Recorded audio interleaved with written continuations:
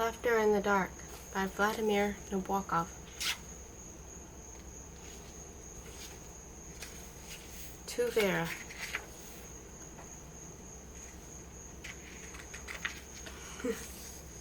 There's no forward.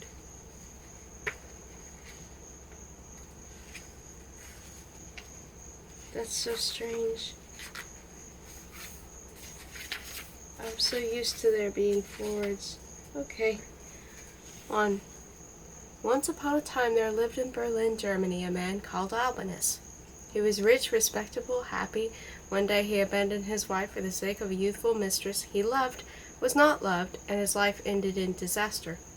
This is the whole of the story, and we might have left it at that, had there not been profit and pleasure in the telling, and although there is plenty of space on a gravestone to contain, bound in moss, the abridged version of a man's life, detail is always welcome.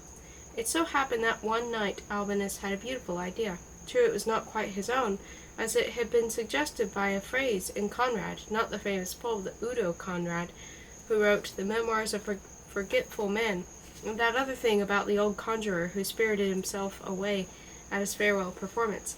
In any case, he made it his own by liking it, playing with it, letting it grow upon him, and that goes to make lawful property in the free city of the mind. As an art critic and picture expert, he had often amused himself by having this or that old master sign landscapes and faces which he, Albinus, came across in real life. It turned his existence into a fine picture gallery, delightful fakes, all of them.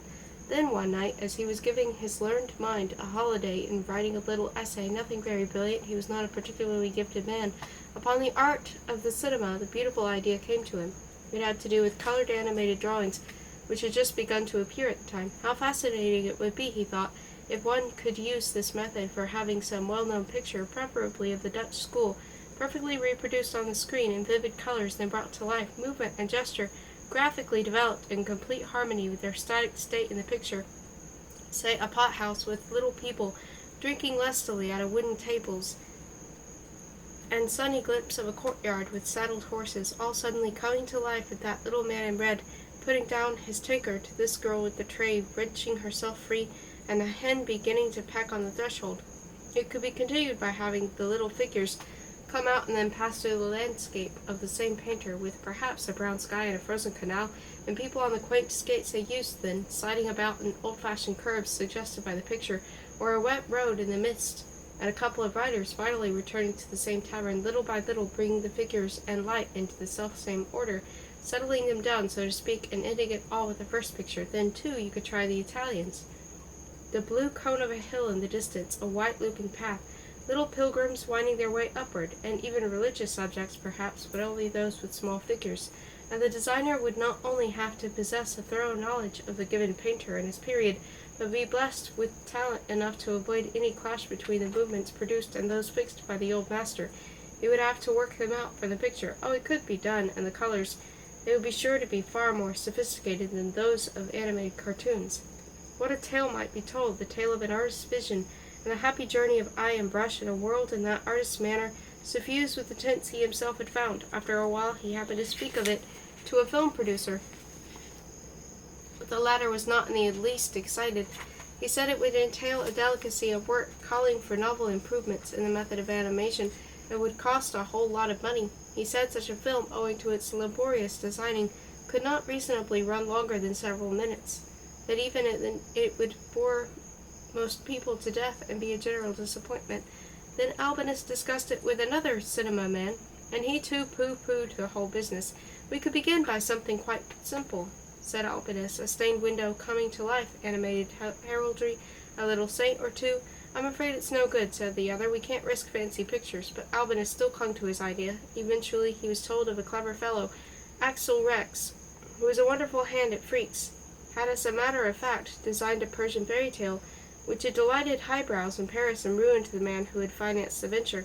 So Albinus tried to see him, but learned that he had just returned to the States, where he was drawing cartoons for an illustrated paper. After some time, Albinus managed to get in touch with him, and Rex seemed interested.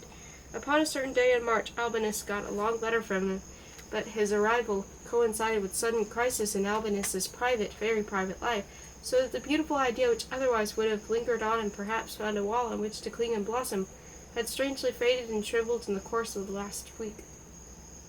Rex wrote that it was hopeless to go on trying to seduce the Hollywood people, and coolly went on to suggest that Albinus, being a man of means, should finance his idea himself, in which case he, Rex, would accept a fee of so much, a startling sum, with half of it payable in advance, for designing, say, a Bruegel film, the Proverbs, for instance, or anything else Albinus might like to have him set in motion. "If I were you," remarked Albinus's brother-in-law, Paul, a stout, good-natured man with a clasp of 2 pencils and 2 fountain pens, edging his breast pocket, "I should risk it. Ordinary films cost more. I mean those with wars and buildings crumpling up." "Oh, but then you get it all back, and I shouldn't." "I seem to recall," said Paul, puffing at his cigar, they were finishing supper, "that you propose sacrificing a considerable amount, hardly less than the fee he requires." "Why, what's the matter? You don't look as enthusiastic as you were a little while ago. You aren't giving it up, are you?" "Well, I don't know. It's the practical side that rather bothers me. Otherwise, I do still like my idea." "What an idea?" inquired Elizabeth. That was a little habit of hers, asking questions about things that had already been exhaustively discussed in her presence. It was sheer nervousness on her part, not obtuseness or lack of attention, and more often than not, while still asking her question, sliding helplessly down the sentence, she would herself realize that she knew the answer all the same.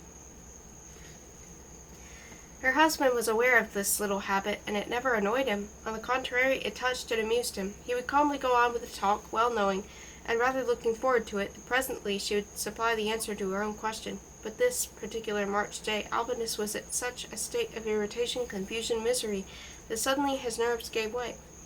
"Just dropped from the moon?" he inquired roughly, and his wife glanced at her fingernails and said soothingly, "Oh yes, I remember now." Then turning to 8-year-old Irma, who was messily devouring a plateful of chocolate cream, she cried, "Not so fast, dear, please, not so fast." "I consider," began Paul, puffing at his cigar, "that every new invention—" Albinus, his queer emotions riding him, thought, "What the devil do I care for this fellow Rex, this idiotic conversation, this chocolate cream? I'm going mad, and nobody knows it, and I can't stop. It's hopeless trying, and tomorrow I'll go there again and sit like a fool in that darkness. Incredible." Certainly it was incredible, the more so as in all the 9 years of his married life he had curbed himself, had never, as a matter of fact, he thought, I ought to tell Elizabeth about it, or just go away with her for a little while, or see a psychoanalyst, or else, no, you can't take a pistol and plug a girl you don't even know, simply because she attracts you. 2. Albinus had never been very lucky in affairs of the heart.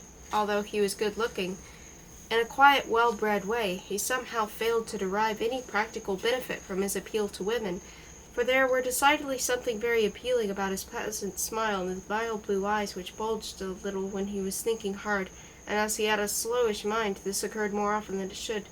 He was a good talker, with just that very slight hesitation in his speech, the best part of a stammer which lends fresh charm to the stalest sentence.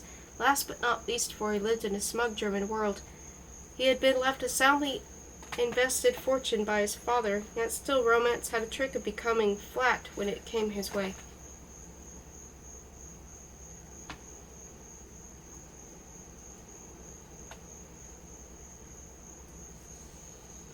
In his student days, he had a tedious liaison of the heavyweight variety with a sad elderly lady who later, during the war, had sent out to him at the front purple socks, tickly woolies, and enormous passionate letters written at top speed in wild, illegible hand on parchment paper. Then there had been that affair with the Herr Professor's wife, met on the Rhine. She was pretty when viewed at a certain angle, and in a certain light, but so cold and coy that he soon gave her up. Finally, in Berlin, just before his marriage, there had been a dreary woman with a homely face who used to come every Saturday night and wont to relate all her past in detail, repeating the same darned thing over and over again, sighing wearily in his embraces, and always rounding off with one French phrase she knew, c'est la vie.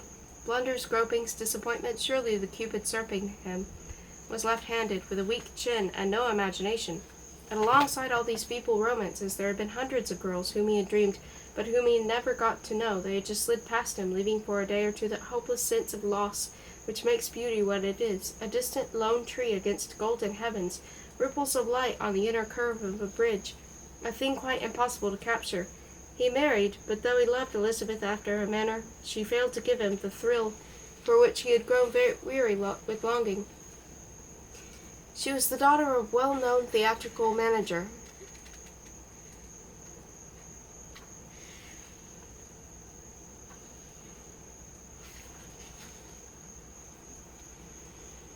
A willowy, wispy, fair-haired girl with colorless eyes and pathetic little pimples just above that kind of small nose which English lady novelists called retousse.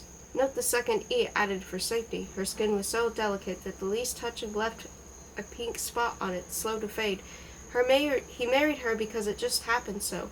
A trip to the mountains in her company, plus her fat brother and a remarkably athletic female cousin who, thank God, finally sprained an ankle in Patercina, was chiefly responsible for their union. There was something so dainty, so airy about Elizabeth, and she had such a good-natured laugh. They were married in Munich in order to escape the onslaught of their many Berlin acquaintances. The chestnuts were in full bloom. A much-treasured cigarette case was lost in a forgotten garden. One of the waiters at the hotel could speak 7 languages. Elizabeth proved to have a tender little scar, the result of appendicitis. She was a clinging little soul, docile and gentle. Her love was of the lily variety, but now and then it burst into flame. At such times Albinus was deluded into thinking that he had no need of any other love-mate. When she became pregnant, her eyes took on a vacant expression of contentment, as if she were contemplating that her inner world of hers. Her careless walk changed to a careful waddle, and she would greedily devour handfuls of snow which she hurriedly scooped up when no one was looking. Albinus did his best to look after her, took her out on long, slow strolls, saw that she went to bed early, and that household things were awkward corners were gentle to her when she moved about. But at night he dreamed of coming across a young girl lying asprawl on a hot, lonely beach, and in that dream a sudden fear would seize him of being caught by his wife. In the morning Elizabeth considered her swollen body in the wardrobe mirror and smiled a satisfied and mysterious smile.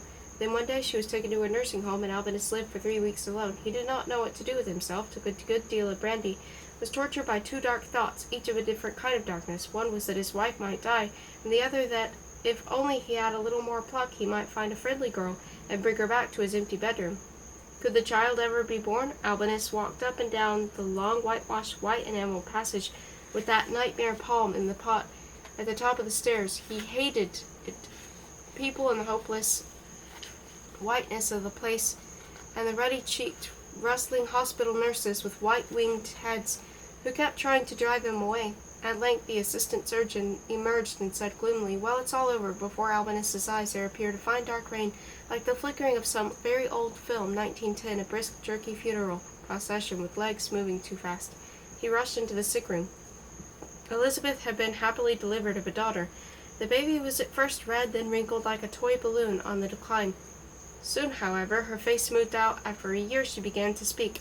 Now, at the age of 8, she was far less voluble, for she had inherited her mother's reserved nature. Her gaiety, too, was like her mother's, a singular, unobtrusive gaiety. It was just a quiet delight in one's own existence, with a faint note of humorous surprise at being alive at all. Yes, that was the tenor of it, mortal gaiety. And throughout all these years Albinus remained faithful, with the duality of his feelings puzzling him a good deal. He felt that he loved his wife sincerely, tenderly, as much, in fact, as he was capable of loving a human being, and he was perfectly frank with her in everything except that secret foolish craving, that dream, that lust burning a hole in his life. She read all the letters which he wrote or received, liked to know the details of his business, especially those connected with the handling of old somber pictures, amid the cracks of which could be detected the white croup of a horse or the dusty smile. They had some very delightful trips abroad, and many beautifully soft evenings at home, where he sat with her on a balcony high above the blue streets and wires and chimneys drawn in Indian ink across the sunset, and reflected that he was really happy beyond his deserts. One evening, a week before the talk about Axel Rex, he noticed on the way to a cafe, where he had a business appointment, that his watch was running amok. It was not the first time either, and that he had a full hour, a free gift, to be used in some way. It was of course absurd to go back home to the other end of the town, yet neither did he feel disposed to sit and wait. The sight of other men with girl-friends always upset him. He strolled about aimlessly and came to a small cinema, the lights of which shed a scarlet sheen over the snow. He glanced at the poster, which portrayed a man looking up at the snow that was melting. The night was damp, with the fast colors of street lights all running and dissolving. Argus, a good name for a cinema. After 3 days he could ignore the memory of her no longer.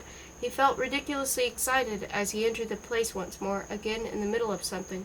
All was exactly as it had been the first time, the gliding torch, the long Luini-esque eyes, the swift walk in the darkness, the pretty movement of her black-sleeved arm as she clicked the curtain to one side. Any normal man would know what to do, thought Albinus.